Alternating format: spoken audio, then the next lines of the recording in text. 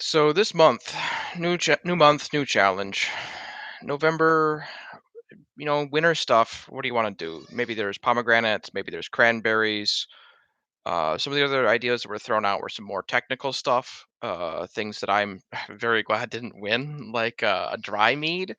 Uh, I can appreciate a well-made dry. I'm still working on making good ones. I definitely lean onto the sweet side. You can hide a whole lot of sins behind a sweet mead. While I like to think mine are good, it's something that takes more time. You got to be doing a really good job getting good varietal honey. I've done some dry orange blossom stuff that I thought was absolutely fantastic. The run of the mill wildflower that you find, some of it's good for it, some of it's not. If I'm ever going to do another dry trad, which obviously is going to happen at some point here, it's going to be single source monoflorals. Other ideas were a bench trial. A friend of mine suggested maybe that you do like two different varieties of a fruit and then see how that affects, the outcome. Schramm's has some wonderful cherry meads that basically he goes and does things exactly the same way, and they're just so remarkably different for, you know, what they've got in them. It's the same thing, the same idea, but you go taste it too, and you could never mistake them for being the same mead. So even though this wasn't a winner with the bench trials, it might be something that's fun to go do here. Something to go and explore if you've got some free time. One of the fun things about a maple cranberry mead is that it is very challenging to ferment. So cranberries have some stuff in it that makes them not want to ferment. B- Benzoic acid, a couple of others. You're going to experience stalls with cranberry, especially if you use a lot of it. So you've got two paths. You do cranberry juice or whole cranberries. In my past, I've done just juice, and I've done like you do a sizer all juice, and it went fine. The first time actually it was absolutely stunning. I used orange blossom honey, a really good juice that was not from concentrate, and it was fantastic. The next time around, I grabbed a different bottle of Ocean Spray. I don't know what kind of brands you guys have available, but that's my local one. And it was great for drinking, but after it fermented, the cranberry wasn't as strong. I didn't use a monofloral honey in it, and the orange that I had in there, it just wasn't the same. Um, so this time I want to try something a little bit different, get that magic back in the bottle, and do everything with whole fruit. So a buddy of mine, the guy that I'm going to go make this mead with, has done it before, and I've been really impressed with how his cranberries turned out. So we're going to go this route and see how it goes. The main start of it is going to be with the cranberries themselves. We'll just go grab frozen from Costco because they're cheap and effective, and there's no reason to like try to find single source bougie cranberries. They're kind of all the same thing. When they're ripe, they pick them and then they freeze them. Um, it's not like you're picking out apple cultivars and stuff like that. So one of the problems with cranberries is they don't break down a ton in pectinase or Lalzyme EXV, which is what I've seen used before with these. So they still retain a lot of their matter. So freeze them, crush them, and then dose them with pectin and try to get or pectinase, excuse me, and try to get the most out of it you can, juice and flavor wise. So we're gonna go borrow some tools to make that happen. I've got some press stuff here too. Not 100% sure how we're gonna do that, but they'll sit in the enzymes for a little bit, just get them a little softer so they squish easier. And then we'll have about 3 gallons of juice and the skins, which you're going to retain in a bag and add to the batch. So one of the differences that I'm going to be doing on this batch is I'm going to use some apple juice for it. We're going to do cranberry, apple juice, and then back sweeten with the maple there afterwards. So why apple? It's a flavor that goes really well with cranberry. I want to have more fruit in this, and cranberry, since it doesn't break down, it doesn't. I'm not going to get as much water as I need out of it. And using apple juice, a neutral flavor, get some more fruity aromas and esters in it. I think it's going to pair really well. And it lets me get really close to this whole no water thing that I've been on a huge kick on for like the last 2 years. So the other big things are going to be using a whole bunch of magic powders. And this is one of the things where my buddy has more experience than I do, is trying to get all these products from Scott Labs, get them to behave the way you want to really preserve the aromatics of the cranberry and to really make that maple a forward flavor and really, really worry about oxidation. Anything that's supposed to present really bright, if you go and have any oxidation in it, the flavors get very muted, and that's really what we're looking to avoid. So the full lineup that we're going to use is FT Blanc Soft, Opti White, Booster Blanc, and then Glutastar. And the Glutastar is an interesting one. So that one is the one that really reduces some of the oxidative damage from quinines. I think I'm saying that right. Don't take anything I'm saying for gospel here because I'm in over my head. Um, and I think that may have been part of the linkage to my last one not being as bright, is that I think I had excessive oxygen ingress and then also had some phenolics that I could have gone and scavenged using Glutastar to keep it from getting sort of this muted flavor to it. So one of the other things we're looking at is Bodiva.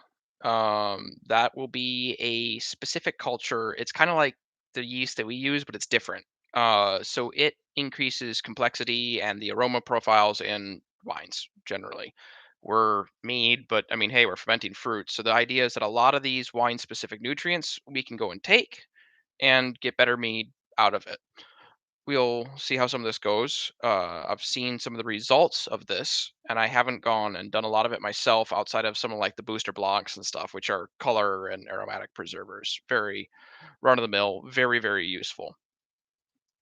Um, so Booster Blanc, it's a nutrient essentially from Lallemand, and it, as its description says, it increases fresh varietal fruit aromas. And I think that is the biggest thing that my meads lack, is really powerful aroma. And I think this is where I have got the most to learn, is learning not how to make stuff taste great, which I do a good job of. I'm really, really happy with the flavors of my things, but then really bringing out the aroma to the next level.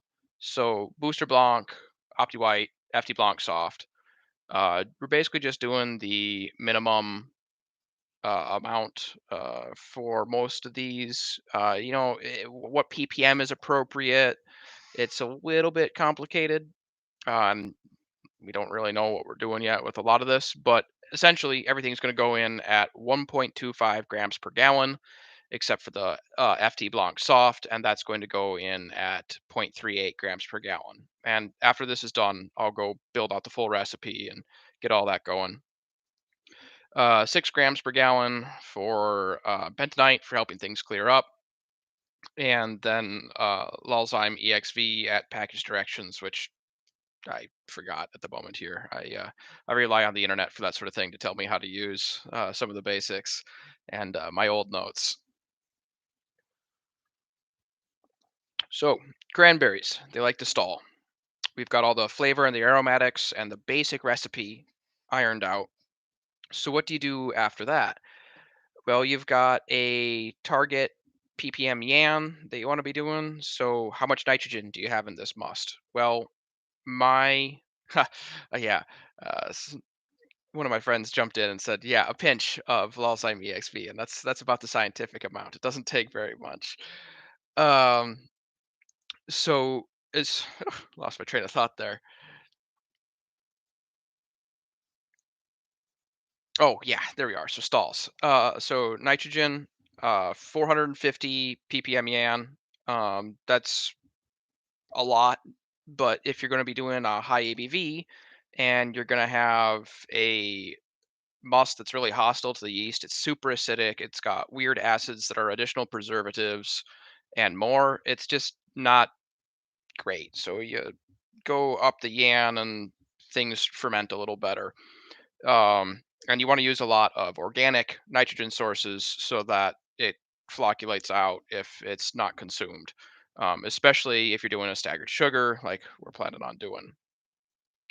So, staggered sugars, where are we going to start? We're going to start around 1.1, and that's going to be completely discounting all the cranberries in there. I think we're going to get a lot of the juice into the must, but basically, when the hydrometer, or in our case, densometer, reads 1.1, that's where we're going to start. And then when that gets down to the end, we're sitting close to FG, getting dry, add more honey, and just keep on step feeding how it goes. We're not really sure the exact ABV this is going to hit, and we want to still be able to back sweeten with maple. So if we're going to have a FG of somewhere around 106, I mean, it's a lot of cranberry that we're putting here. We probably could do 109 if we felt like, but let's keep the diabetes on the down low. So somewhere between those numbers. So keep feeding it back up to 1030 more or less, and see how it keeps dropping from there. I suspect we're going to get 15%, maybe 16% out of this. The yeast we are planning on using is called the Exotics Mosaic, and it's specifically good for wines. It's really a beautiful mix for that I've had with another brewer's concoction, and it comes out fantastic. Stone fruit aroma, and it presents a very good mouth feel, which is one of the reasons that it's fun to use in mead, where if we're dry, notoriously we have poor mouth feel. And this could be one particular yeast that does a really good job helping a mead that isn't relying on sweetness to really carry some body into it. Something I think a lot of mead suffers from is poor body.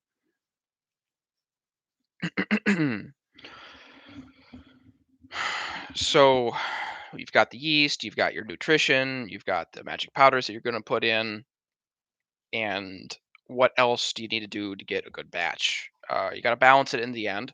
So we're probably going to start with oak right off from the beginning, because why not? I mean, you got two spirals, the standard dosage.